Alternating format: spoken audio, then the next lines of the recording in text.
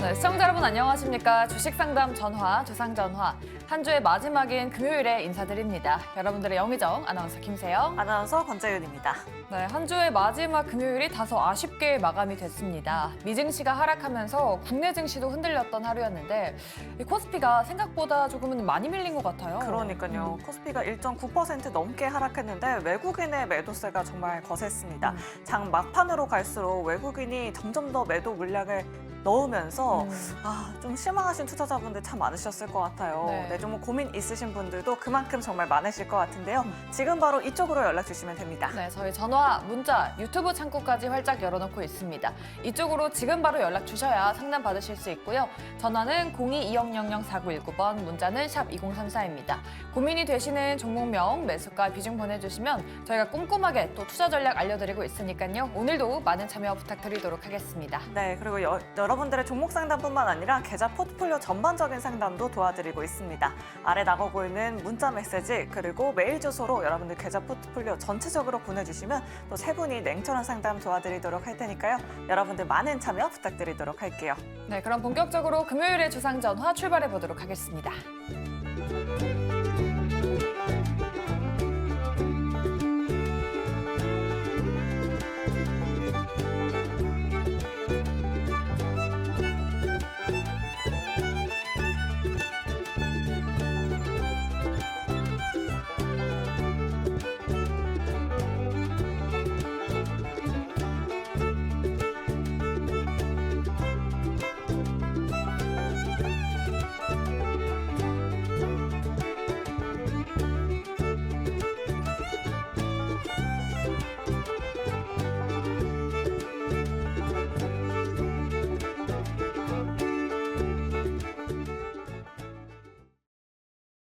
네, 하루장터 시간입니다. 오늘도 시장 전략 든든하게 만들어 보도록 하겠습니다. 오늘 도움 말씀 주실 세 분 소개해 드리도록 할게요.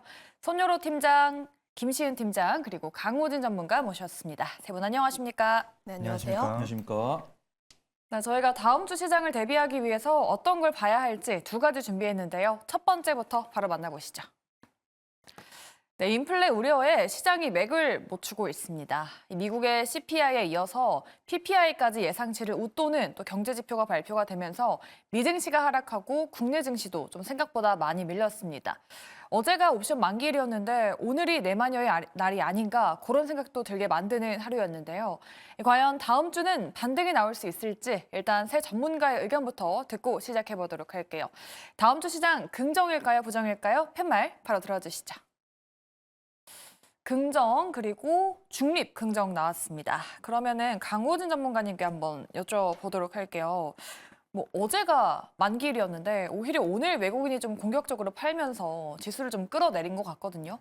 다음 주 시장은 좀 우려는 없을까요?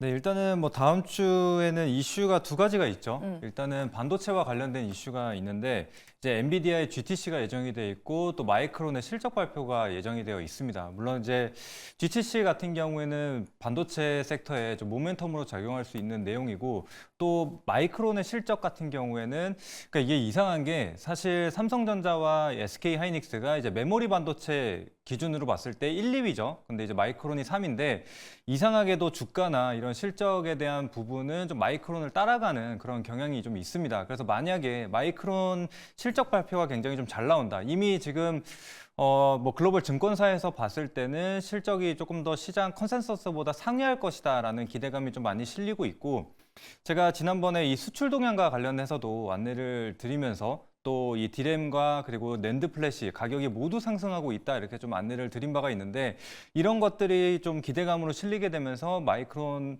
뭐 실적도 잘 나오고 또 추가적인 모멘텀으로 작용하지 않을까 이렇게 생각을 해볼 수가 있겠습니다. 그래서 사실 지금 지난 2월부터 시작해서 거의 지수가 계속 조정 없이 상승이 나왔습니다. 그래서 상승에 대한 좀 어느 정도 숨고르기 장세라고 좀 보시는 게 맞을 것 같고요. 오늘 물론 외국인이 뭐 코스피도 그렇고 코스닥도 그렇고 순매도를 좀 보이기는 했는데 그래도 올 초부터 계속 상방 포지션을 유지를 하고 있는 게 또 외국인이기 때문에 단기적인 차익 실현 정도로 좀 보시는 게 맞지 않을까라는 생각을 해봅니다. 그래서 여전히 시장은 좀 긍정적으로 바라보는 게 맞을 것 같고요. 그리고 지금 물가에 대해서는 어느 정도 좀 상회하는 결과치가 나오고 있지만 그래도 제가 봤을 때는 시장이 그렇게 민감하게 반응을 하고 있는 것은 아니라고 생각이 듭니다. 게다가 이제 금리 인하와 관련해서 3월 FOMC도 이제 예정이 되어 있는데 사실 3월에는 금리 인하가 없을 것으로 좀 보고 있는 상황이고 이제 다만 6월에 대한 이제 금리 인하가 어느 정도냐 이걸 봐야 되는데 물론 이번에 인플레가 조금 높게 나오면서 이제 인하 가능성이 20%대에서 30%대로 오르기는 했습니다. 그래도 여전히 6월에 금리 인하를 할 것이다라는 그런 기대감이 더 높은 상황이기 때문에 지금 당장 시장이 좀 꺾이기는 어렵지 않나라는 생각을 해봅니다. 게다가 또 시장을 주도하고 있는 반도체 섹터 내에서도 계속 긍정적인 호재들이 나오면서 순환매가 나오고 있기 때문에 제가 봤을 때는 지금은 좀 겁먹기보다는 조정 구간에 오히려 매수 기회로 삼아야 되는 그런 시장이라고 생각을 합니다. 네. 이번 주에 2,700포인트를 돌파해서 그래도 그 부분에 좀 기분이 좋았었는데 김시은 팀장님은 중립을 두셨단 말이죠. 지금 외국인 매도세가 만기일 이후에 뭔가 스탠스가 좀 달라졌다고 봐야 하는 건지 아니면 뭐 좀 단기적으로 쉬어가는 국면이라고 좀 보시나요?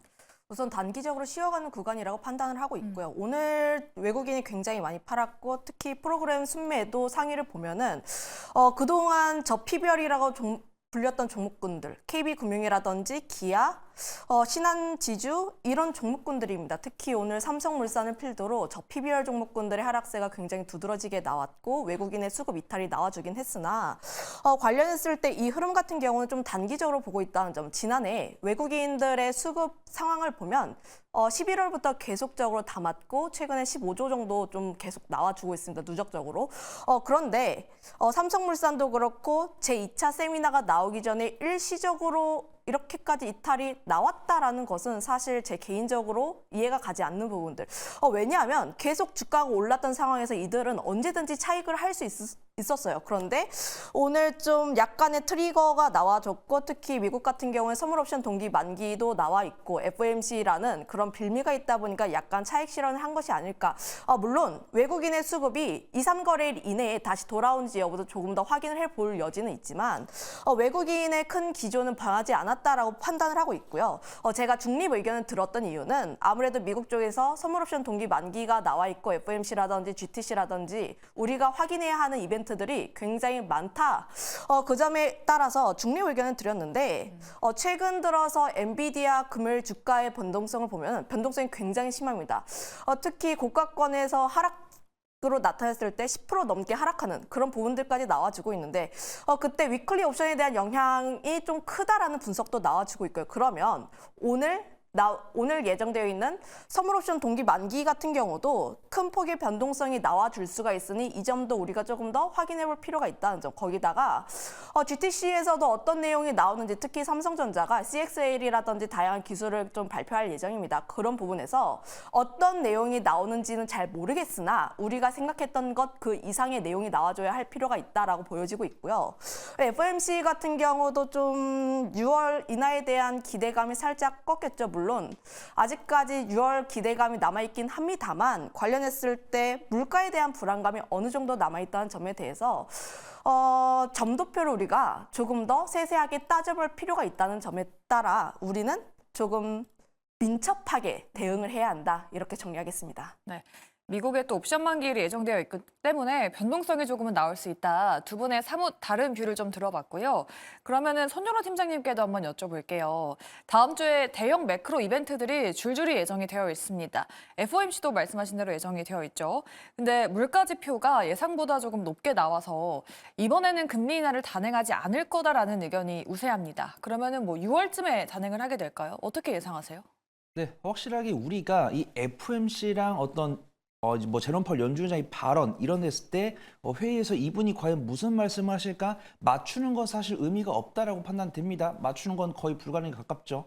그럼 우린 투자를 하는 사람들이기 때문에 그 추이를 확인하는 게 중요하다라고 판단됩니다. 그런 추이를 어디서 확인하죠? 점도표에서 확인할 수가 있습니다. 그래서 저 같은 경우도 이제 점도표를 매일매일 보고 있지는 않지만 아쉽게도 3월 금리 인하 가능성, 6월 금리 인하 가능성 이런 것들이 점차적으로 낮아지는 부분입니다. 그다음에 CPI랑 PPI가 우리가 예상보다 높게 나오면서 그래도 기준금리 인하 가능성이 조금 가까워지긴 했지만 우리가 예를 들어서 오차가 없다고 했을 때는 금리 인하 가능성이 점도표 물결표에서 거의 75%에서 80% 이상은 찍혀 있어야지 우리의 예상대로 되겠구나 이렇게 판단할 수가 있겠지만 그 확률이 20에서 30%밖에 되지 않기 때문에 우리는 좀 보수적으로 보는 게 좋다라고 판단됩니다. 그래서 기준금리 인하가 저는 한 6월 달 이후부터 좀 진행이 될 것이다라고 판단되고 있고요.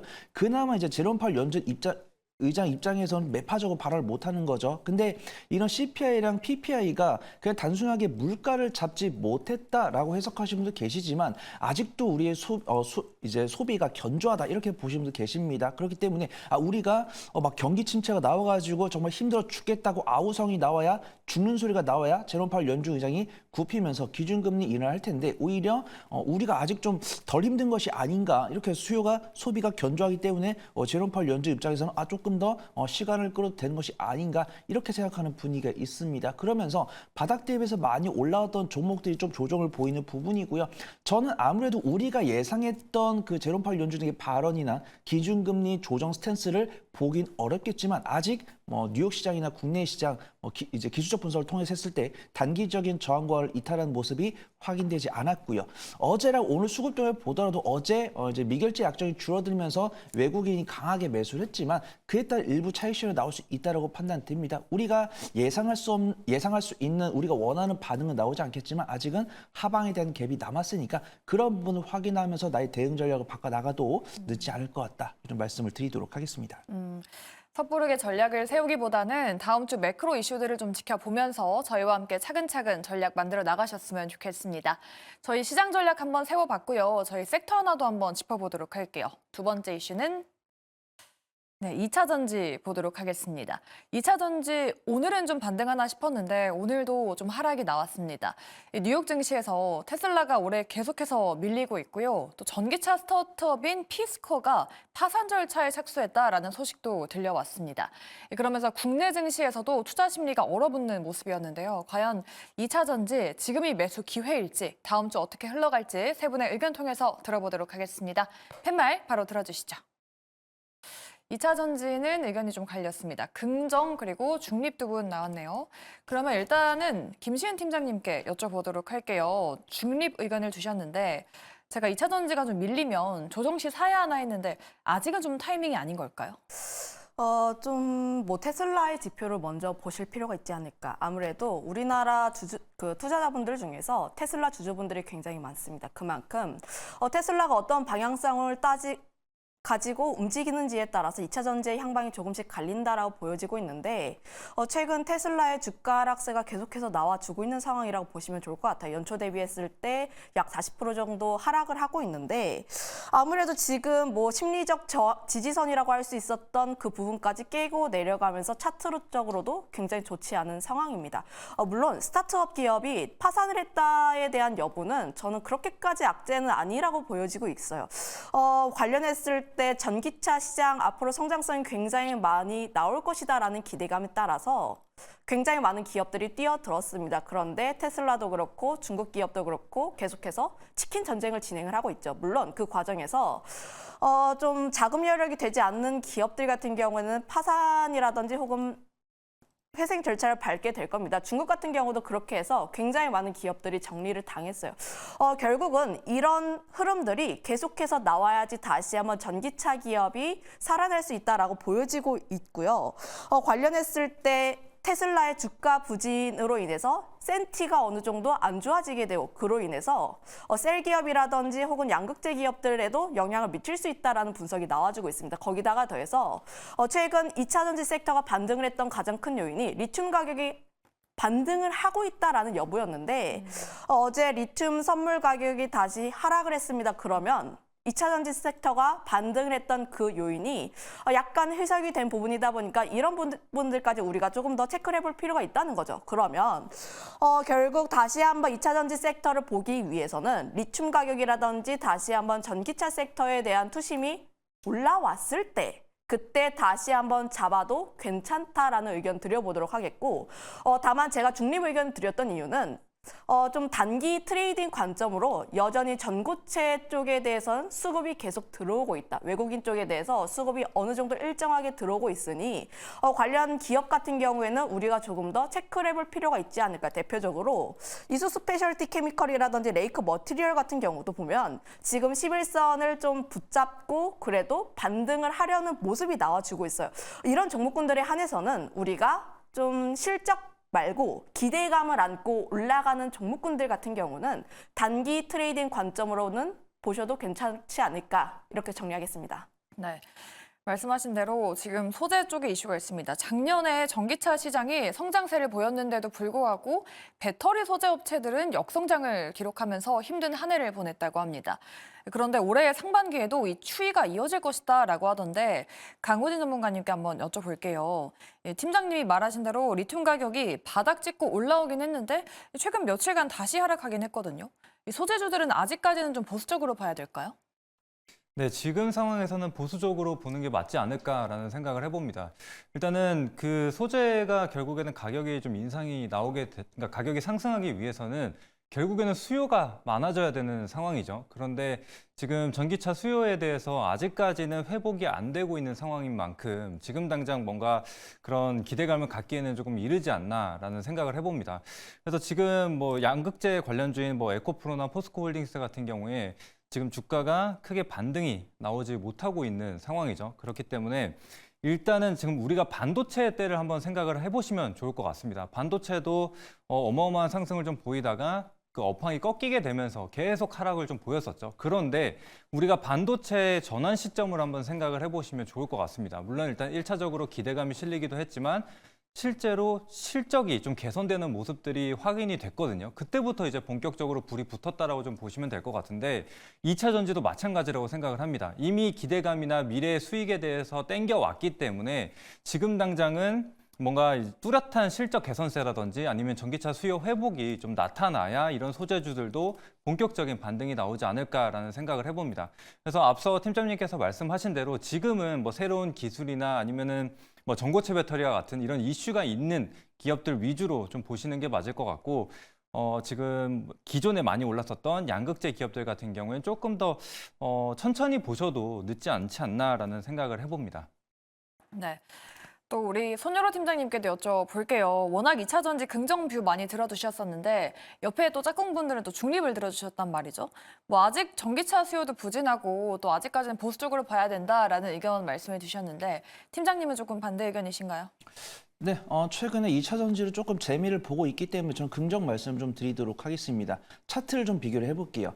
테슬라나 뭐 CATL이나 국내 배터리 완성셀 기업들과 차트를 비교를 해보면 테슬라 같은 경우는 많이 꺾였습니다. 추이가 이제 목표가까지도 260달러에서 166달러까지 목표가 떨어지면서 테슬라는 힘을 쓰지 못하는 부분입니다. 그러면 만약에 우리나라 완성셀이나 뭐 양극재, 리튬 관련 종목들이 테슬라의 영향을 받고 있다라고 판단하기 위해서는 차트가 비슷해야 됩니다. 하지만 지금 에코프로나 에코프로 비에 뭐 포스코홀딩스, 포스코 퓨처엠 이런 종목들은 테슬라의 주가보다는 CATL의 주가를 따라가는 모습 보여주고 있습니다. 그래서 지금 테슬라 같은 경우는 꺾인 다음에 저점 이탈해서 추가적인 하락이 나오는 부분이고 CATL 같은 경우는 바닥을 확인한 다음에 최근에 단기적인 약세가 나오고 있습니다. 지금 우리가 2차 전지 관련으로 검색했을 때 리튬 가격이 이제 오랜만에 100元을 넘었다라는 뉴스를 빼고는 저는 긍정적인 뉴스를 본 적이 없습니다. 하지만 기대감을 주는 뉴스는 있었죠. 뭐 인터 배터리나 뭐 전고체 배터리 관련 뉴스가 나왔을 때 국내 배터리 관련 종목들이 강세를 보이는 부분입니다.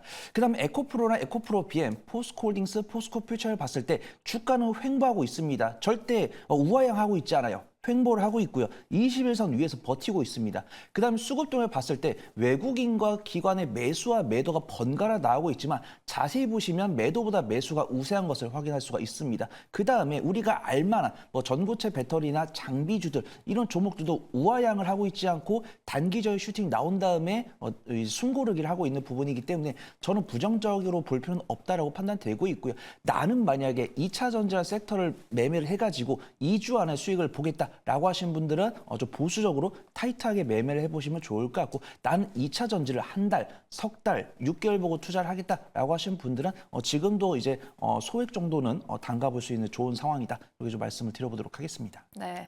2차 전지에 대한 자세한 전략 만들어 봤습니다. 오늘 시장도 많이 밀리고 갖고 계신 종목들도 조정이 나왔던 종목들 계실 것 같습니다. 그럴 때 저희한테 연락 주시면 저희 전문가분들께서 시원하게 상담 도와드리고 있습니다. 아래 나가고 있는 전화 그리고 문자로 연락 주시면 되니까요. 많은 참여 부탁드리도록 하겠습니다. 이렇게 이슈 알아봤고요. 저희 다음으로는 시간의 특징주도 알아보도록 하겠습니다. 지금 움직이고 있는 종목들 어떤 건지 바로 만나보시죠. 네, 이번 주 시장은 마감했지만 시간의 거래는 활발하게 이뤄지고 있습니다. 시간의 특징주 5가지 체크해 보도록 할게요. HP 테크놀로지부터 필옵틱스, 네오셈 등 반도체 CXL, 유리 기판 관련주들이 시간의 상승률 상위 종목에 대거 올라와 있습니다. 잠시 후에 자세하게 짚어보도록 하겠고요. 또 메리츠 금융지주는 오늘 장 초반에 52주 신고가를 경신하기도 했는데요. 장 마감으로 갈수록 힘을 잃으면서 2%대로 하락 마감했습니다. 하지만 시간의 거래에서 다시 한번 상승하는 모습 이렇게 보여주고 있습니다. 쇼박스 같은 경우에도 파묘 1,000만 관객을 눈앞에 두고 있다라는 소식 속에 오늘 4% 넘게 상승했었는데요. 시간의 거래에서도 상승률 상위 종목에 이렇게 랭크가 되어 있습니다. 자, 그럼 하나하나 확인해 보도록 할게요. 먼저 반도체주들 짚어보도록 하겠습니다. 엔비디아의 조정과 함께 최근 조정받는 반도체 기업들 참 많고요. 이번 주 내내 좀 반도체주도 쉬어간 것 같습니다. 강호진 전문가님께 한번 여쭤보도록 할게요. 오늘은 그래도 삼성의 미국 보조금 소식 속에 그나마 좀 잘 버텨줬었던 것 같은데요. 다음 주에는 앞서 말씀해 주셨다시피 마이크론의 실적 발표도 있고 GTC 2024도 예정돼 있는 만큼 다시 한번 이 반도체주들로 수급이 좀 들어올 수 있을지 궁금한데 어떻게 보고 계실까요? 네, 저는 지금 말씀드렸었던 대로 많이 오르기는 했습니다. 그렇기 때문에 지금 조정이 나와 있는 종목군들 내에서 계속적인 순환매를 공략을 하는 게 좀 맞는 방법인 것 같습니다. 그래서 지금 장비주들이라든지 오늘 또 소프트웨어 관련해서도 좀 상승이 나오는 게 확인이 됐습니다. 오늘 그 솔트룩스의 개별 이슈기는 하지만 그래도 전반적인 이 소프트웨어가 같이 오르는 모습이 확인이 됐고, 그리고 이전에 이 엔비디아와 관련돼서 이 실적의 발표에 이어서 좀 얘기가 나왔었던 게 있는데, 물론 GPU에 대한 그런 실적 부분은 어느 정도 반영이 됐지만 지금 엔비디아가 소프트웨어 측면으로 봤을 때는 아직까지 성장성이 좀 남아있다라는 얘기도 같이 나왔습니다. 그래서 만약에 GTC를 통해서 또 소프트웨어 관련된 얘기가 나온다면 지금은 계속 하드웨어 관련주들이 좀 많이 올랐었는데 소프트웨어 관련주 내에서도 좀 순환매가 나올 수 있지 않을까라는 좀 생각을 해보고요. 또 게다가 지금 삼성전자 보조금과 관련해서 사실 이전에는 한 20억 달러 수준을 예상을 했는데 오늘 발표 나왔던 게 이제 60억 달러 이상이다 이렇게 얘기가 나왔습니다. 그래서 3배 이상의 이런 보조금을 좀 받을 것으로 지금 예상이 되고 있는 상황이기 때문에 충분히 호재로 작용할 것이라고 예상이 되고 있습니다. 게다가 TSMC 보조금 관련해서도 어젠가 그저께 기사가 나왔는데 TSMC 같은 경우에는 오히려 증설 비용이 더 많이 들어감에도 불구하고 50억 달러를 받는 것으로 알려져 있습니다. 이제 그런 것으로 봤을 때 지금 미국에서도 이런 한국 기업을 충분히 지금 좀 우호적으로 생각을 하고 있지 않나라는 부분도 좀 긍정적으로 작용을 할 수 있을 것 같습니다. 게다가 이제 마이크론 실적에 대해서 살짝 암시를 좀 드렸는데 지금 실적 컨센서스가 상회를 할 것이라고 좀 보고 있기 때문에 그 실적이 공개가 되고 나서는 좀 단발성으로 오히려 차익 실현이 좀 나올 수가 있겠지만 그때가 오히려 좀 눌림목에서 살 수 있는 그런 기회지 않을까라는 생각을 해봅니다.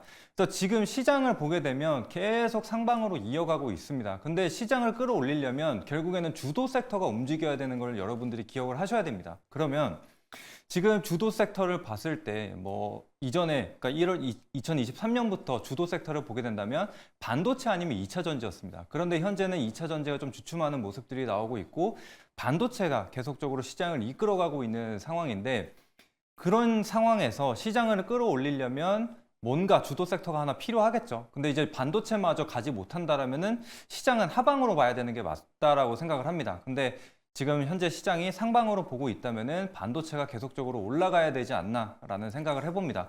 물론 지금 제약바이오 섹터도 상승을 좀 보여주고 있지만 지금 미국 아마케 기대감이 많이 실렸죠. 그런데 이제 그 이슈가 지나가게 되면은 또 재료 소멸로 작용을 할 수가 있습니다.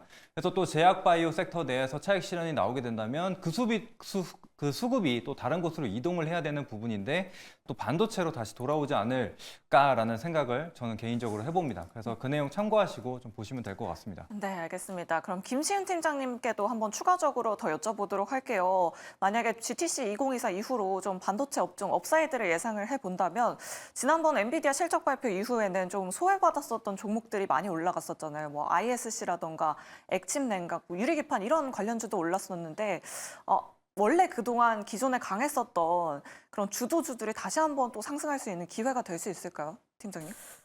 GTC에서 어떤 내용이 나오는지에 따라서 그 섹터가 움직일 가능성이 굉장히 큽니다. 그동안 뭐 최근에 움직임이 나왔던 온디바이스라든지 CXL 같은 경우도 보면은 GTC에서 어떤 이야기가 나올 것이다라는 기대감에 의해서 움직였습니다. 그런 부분에서 보게 되었을 때 만약에 삼성전자가 좀 굉장히 크게 언급을 한 섹터 혹은 기술력이 있다면 관련했을 때 조금 더 부각을 받을 가능성이 굉장히 크다라고 보여지고 있고요. 혹은 뭐 기대감이 미치지 못하는 그런 내용을 발표를 했다라고 보게 되었을 때 다시 한번 그동안 움직임이 컸던 뭐 리노공업이라든지 테크윙이라든지 이런 종목군들의 연속성이 추가적으로 더 나올 가능성이 굉장히 크다 이렇게 보고 있습니다. 네, 알겠습니다. 다음 주 시장에서 반도체주들 계속해서 관심 있게 지켜보시면 좋을 것 같고요. 메리츠 금융지주도 한번 체크를 해보도록 하겠습니다. 손여러 팀장님께 여쭤보도록 할게요. 상승률 상위 종목에 올라와 있는데 장 마감하고 자사주 소각 소식을 전했습니다. 하지만 걱정되는 건 이 금융주들에게 외국인의 매도가 오늘 좀 거셌다는 거예요. 오늘 외국인이 1조 원 넘게 팔았고 뭐 선물 쪽에서도 1조 넘는 매도 우위를 보여주고 있습니다. 특히나 오늘 외국인이 금융주를 많이 매도를 했는데 단순한 뭐 차익 실현이라고 봐야 할지 아니면 다음 주 시장에서도 이런 저PBR 관련주나 금융주들 좀 대응을 해봐야 하는 건지 어떻게 생각하실까요? 네, 저PBR 관련 종목들은 아마 올해 9월까지는 꾸준히 좀 매매를 해봐야 될 것 같다 그리고 좀 말씀을 드리고 싶고요. 일단 삼성물산과 메리츠 금융지주가 갈리는 이유가 아마 이거인 것 같습니다. 이제 어떤 저PBR 관련해서 정부 정책 발언 기대감이 있었고 이들이 이 기대감에 맞춰서 내가 이런 발언을 하겠다라고 이야기를 했을 때 지키지 못한 기업이 이제 삼성물산이죠. 그다음에 지킨 기업이 이제 메리츠 금융지주인 겁니다. 그다음에 어제가 이제 국내 선물 옵션 동시 만기일이라는 특수성이 있지만 어제 상당히 많이 매수한 자금 중에서 일부는 좀 빠져나올 수 있다고 판단해요. 그래서 어제 같은 경우는 매수가 들어왔을 때 미결제 약정이 줄어들었기 때문에 포지션을 이제 환매수하는 부분이고 오늘 같은 경우는 이제 현선물이 양 매도가 나오면서 이 미체결 약정이 늘어나는 모습을 보여주었습니다. 그래서 어차피 이제 선물이라는 거는 이제 만기가 석 달이기 때문에 약간은 하방 포지션을 갖추는 게 맞는 것 같다. 좀 말씀을 드리고 싶고요. 이제 메리츠 금융지주 돌아오면은 4시 14분에 공시가 나왔습니다. 메리츠 금융지주가 주식 소각을 결정했다라고 하고 있는데 아신 분들은 아시겠지만 삼성물산 같은 경우는 이제 주주 환원 정책이 부결이 많이 났죠. 그래서 실망감에 빠진 거고 그다음 메리츠 금융지주 같은 경우는 이제 주주총회 앞두고서 기대감이 올랐다가 어제 이제 코스피 살 때 저PBR로 수급이 많이 들어왔다가 그 일부 단기적인 차익실로 나오는 와중에 4시 14분에 주식을 소각하겠다는 뉴스가 나오면서 시간에 오르는 부분입니다. 근데 종목 자체가 그렇게 가벼운 종목은 아니다 보니까 플러스 1.32% 정도 상승하는 부분이고 메리츠 금융주의 주주 환원 정책을 기억하신 분 아시겠지만 870만 주를 3번 소각하겠다고 했습니다. 그러면 지금 870만 주가 시총으로 하면 4천억이거든요. 그 다음에 주식수나 시총을 보더라도 약 2.5%에 해당하는 겁니다. 그래서 이 주식 소각을 3번 했을 때는 우리 메리츠 금융지주 보유하신 주주분들은 앉아서 수익이 플러스 7.5%가 나오는 부분이니까 이 부분을 좀 염두에 보시면 좋을 것 같고요. 일단 이제 메리츠 금융지주를 아직 안 보유하신 분이라면 아직 박스권 하단부 이탈이 없기 때문에 박스권 하단부에서 매수한 다음에 다시 한 번 더 다음 일정에 기대감이 올랐을 때 조금 비중 줄이고 뉴스가 단기지로가 소멸됐을 때 다시 밀릴 때 그때 본 비중을 채우는 데 이렇게 영악하게 매매해 보시면 좋을 것 같습니다.